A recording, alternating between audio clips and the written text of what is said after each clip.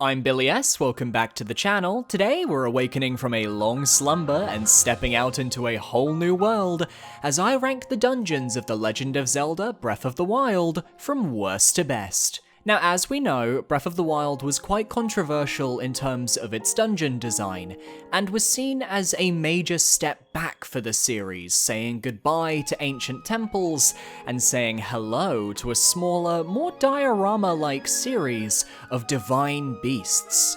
The major issue was that you could go to any of the 4 divine beasts at any time, meaning they all had to be formatted identically. Each divine beast looked and felt incredibly similar, with the exception of how they operated, and it felt like a detriment to the quality of the puzzle design. Tears of the Kingdom has since brought back traditional temples, albeit in a more temple-light sense. We're not back to the complexity of the older games, but we are finding a middle ground. And if you're interested in my Tears of the Kingdom rankings, check the playlist in the description for a dungeon, boss, enemy, and power rankings. And before we get started, I'd just like to clarify this list will not be including the Trial of the Sword DLC. These are enemy gauntlets, not a traditional dungeon with puzzles.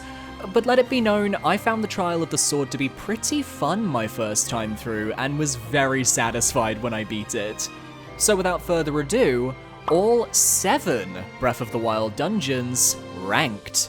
And be sure to leave your thoughts in the comments below. I debated on whether I should include the Yiga clan hideout as a dungeon per se. The Zelda wiki considers it to be a mini-dungeon, which I understand, but then it does end with a unique traditional boss fight, and look, we're already hurting for dungeons as it is. Take away the DLC packs and don't include this area, we only have 5. So the Yiga hideout is a fun diversion because it takes you directly into the den of the clan responsible for hunting you down, and harassing you throughout the whole game. But rather than fight, you're forced to engage in the age-old art of stealth. This is because if you're seen by an enemy, the Blade Masters that appear have the ability to one-shot you without fail, no matter how strong you are. So regardless of when you come to the hideout, the game is technically balanced, as you'll have to choose stealth if you want to survive, which doesn't appeal to a lot of people, and it's also why this is number 7, because the game always talks about how you can do things your way, but here, that is not the case. One of my favourite moments is when you climb the ladder in the main room and find an absolute horde of mighty bananas just sitting out in the open for you to collect. If you were too lazy to go to Farron to collect some, they've got you covered. All the attack power boost you could want, as well as a great distraction tool for the guards. I found the main room surprisingly tricky to get through on a first playthrough, what with the rafters being a little tricky to hide on at times, and getting that last Yiga clan member to move out of the way of the door is always nerve-wracking. But making it to Koga's room, where you can find the secret door leading to his arena, is a satisfying little end to the questline, leading to one of the few unique boss fights in the game. There's really not much to the Yiga clan hideout, but I will say that I love that you can infiltrate and explore it as a Yiga member in Tears of the Kingdom. It's a nice way of reusing the space for sure. Moving on to the first of our 4 divine beasts, we have the least favourite for me in terms of overall questline and in terms of design. It's HyraxNixus.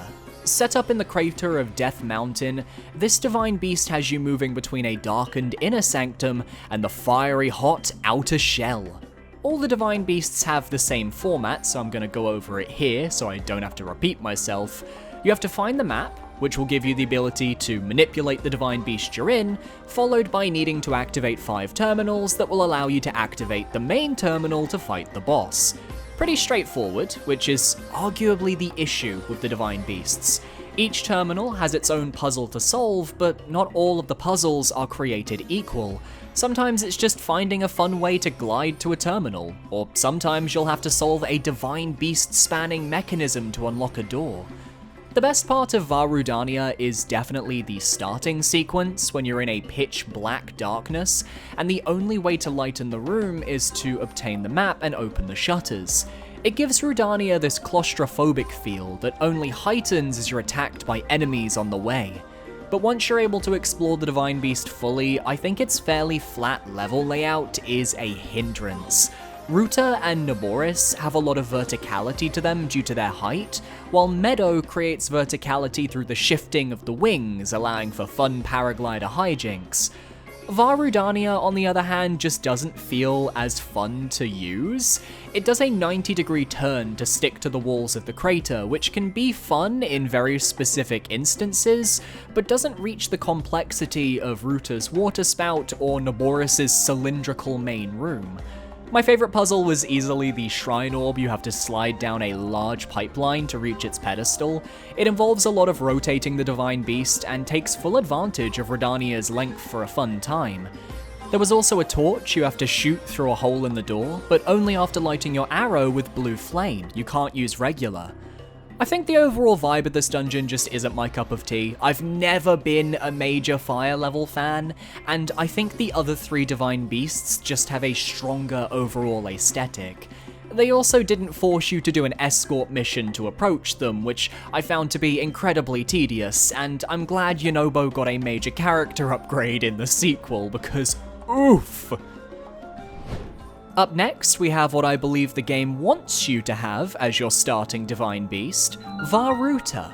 Set up in the Zora's domain, this Divine Beast creates a perpetual rainfall that is slowly causing the reservoir to fill. I think Varuta has my favorite boarding mission as far as getting onto the Divine Beast goes.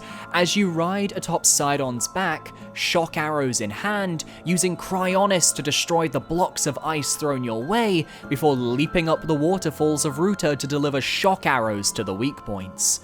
Once you get into the Divine Beast, however, things take a step back from the intense, instead delivering a melancholic, eerie atmosphere as you take in the background music of the Divine Beast.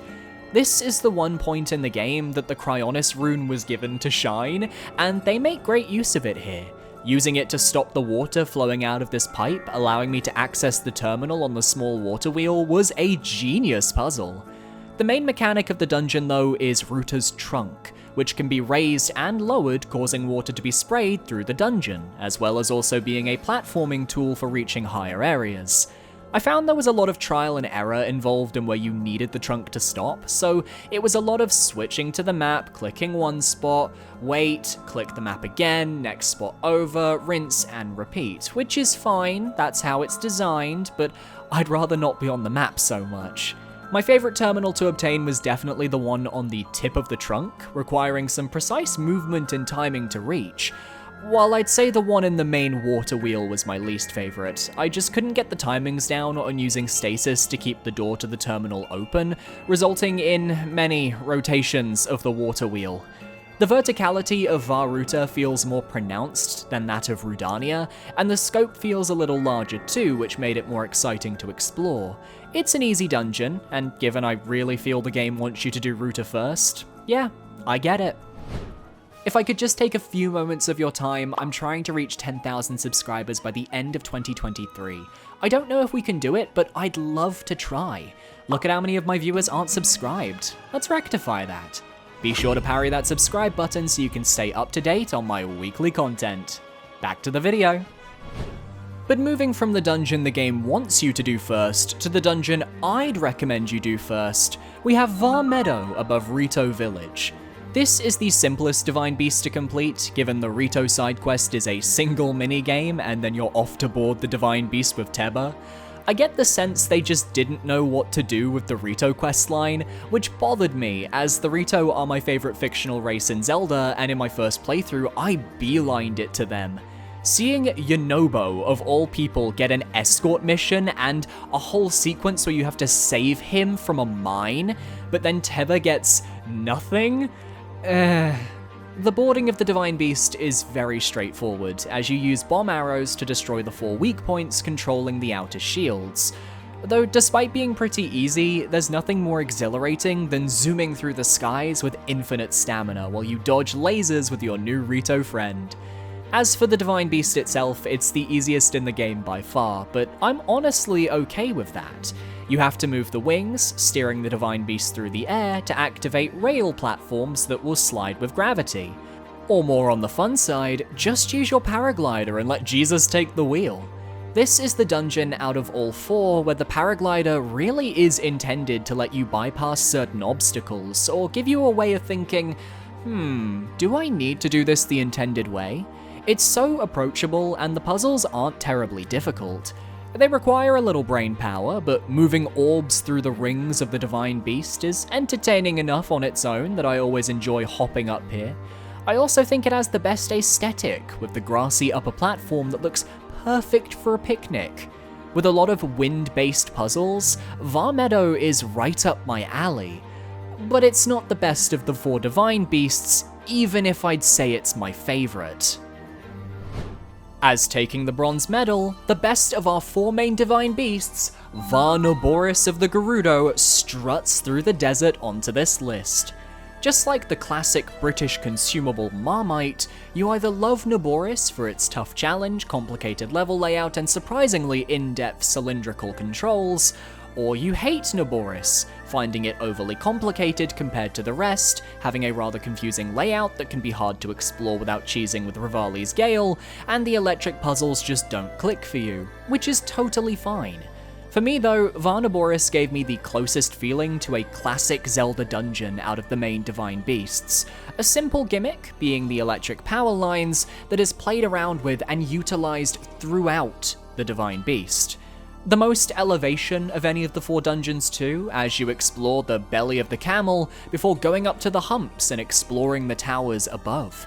As well as a dynamic boarding sequence with you riding a sand seal and attempting to shock arrow the legs while Riju protects you from harm.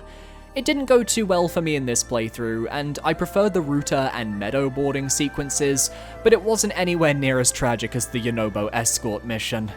Now, I will say, of all the Divine Beasts, Var Noboris gave me the largest desire to skip puzzles.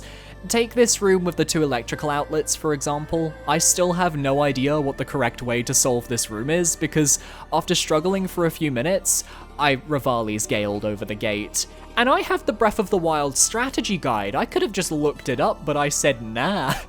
Which I also did on my original playthrough, some things never change, but I can respect that had I come here before doing Var Meadow, I'd likely be stumped trying to solve a puzzle, and some people are really into that, the same people that would really enjoy The Witness. I think the main room is Noboris' strong suit though, with the way you can mix and match how the cylinders move to create new platforms, electrical currents, and more. While I think I prefer Var Meadow for the fun factor, I wanted to rank Noboris higher purely for the creativity on display, as it's easily the most technical of the 4 dungeons. But we're not done with Divine Beasts just yet, because in the Champions Ballad DLC, an entirely new dungeon was added, the Divine Trial, which when complete will give Link access to the Master Cycle.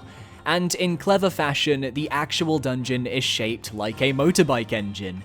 The main room spans far, while 4 side rooms await, each based on one of the 4 different elements of the previous Divine Beasts. A water room for the Zora, a wind room for the Rito, a rotating electrical current room for the Gerudo, and a fiery lava room for the Gorons.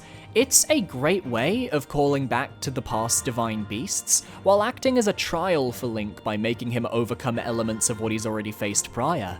And I find the puzzles in the final trial to be way more up my alley. Crossing the rotating spike bridge in the fire room, or riding the gales of the wind room, taking a mechanical block from the other side of the dungeon to the Gerudo room before realizing there was already a mechanical block in the Gerudo room, and now I need to get the block from the Gerudo room out of the Gerudo room, but it's spinning because I sequence broke and fucked things up. Truly iconic behavior. I liked how every time I'd leave a side room after activating a terminal, we'd have new enemies to fight in the central room. Honestly, the Divine Trial reminds me less of the beasts, and more of the new dungeons we got in Tears of the Kingdom. 4 terminals, each utilizing a specific ability to complete, an enclosed space where you can just sit down and focus on how to solve each puzzle, and believe me, I had to sit down and focus. I struggled with comprehending the dungeon for a good 20 minutes, but I loved that because I was made to think, and I didn't have any tools to cheese the dungeon like Rivali's Gale, so I had to get good. It's no wonder that this dungeon was left as DLC because it represents the pinnacle of Breath of the Wild's dungeon design. but it's not the best dungeon in the game. There is nothing more nerve-wracking yet exciting about exploring Hyrule Castle in Breath of the Wild. You're free to enter at any point in the game, and with the promise of great loot like the Hylian Shield, or a memory to collect near Princess Zelda's study, and even a shrine hidden in the docks, it's worth taking a peek. Yet with the ominous yet exciting theme in the background as you explore, and the ever-present threat of both dangerous high-level enemies, as well as the Guardian turrets and flyers positioned just about everywhere, you're in for a tough time. If you take the main road up to the Sanctum, you'll come across the gatehouses and fight a series of Lynels in each. I didn't do this on this playthrough because I wanted to take the more in-depth approach given I was also collecting all the Koroks, and it was a lot of fun. I got to see parts of Hyrule Castle I didn't even know existed. I got to see how the dungeon connects all of its different locations, and I kept coming back to that damned library. There were so many prizes to discover, yet so many enemies ready to throw down that I never felt safe. It's such an interesting dungeon design as it's more of a fortress, and the game truly says, get to the top however you want, you make the rules. If you want to just breeze up to Ganon and get the game over with, which is what I did on my original playthrough, you 100% can. But if you want to be like me in this playthrough and explore every nook and cranny, you're gonna have a great time, and really come to feel like you know this castle. You can just imagine what it was like in its prime, something Age of Calamity took advantage of when they made a full stage based around this dungeon's exploration. A part of me wished that Tears of the Kingdom would do something similar to this for their final dungeon, but instead we got a fairly linear enemy gauntlet into the depths, which was still fun, but I didn't quite get the same intimidation that I got from Hyrule Castle in Breath of the Wild. In terms of final dungeons, it's got to be up there as one of the best, right? For me at least, it's definitely in contention. Future video idea after I get around to replaying all the Zelda games maybe? Hyrule Castle in Breath of the Wild? Congratulations, you earn the gold medal. And that's all the dungeons in Breath of the Wild ranked. Which are your favorites? Leave your thoughts down below. And don't forget to parry that subscribe button so you can stay up to date on my weekly content. My socials are on screen now, feel free to follow me where you feel comfortable. I would recommend my Twitter, it's the only active one. And a massive shout out to my patrons over on Patreon for supporting me for another month. You guys are awesome, you're keeping this channel alive, your support means the world. Gracias. And I'll see you guys next time when we rank the Legend of Zelda Breath of the Wild bosses. Adios.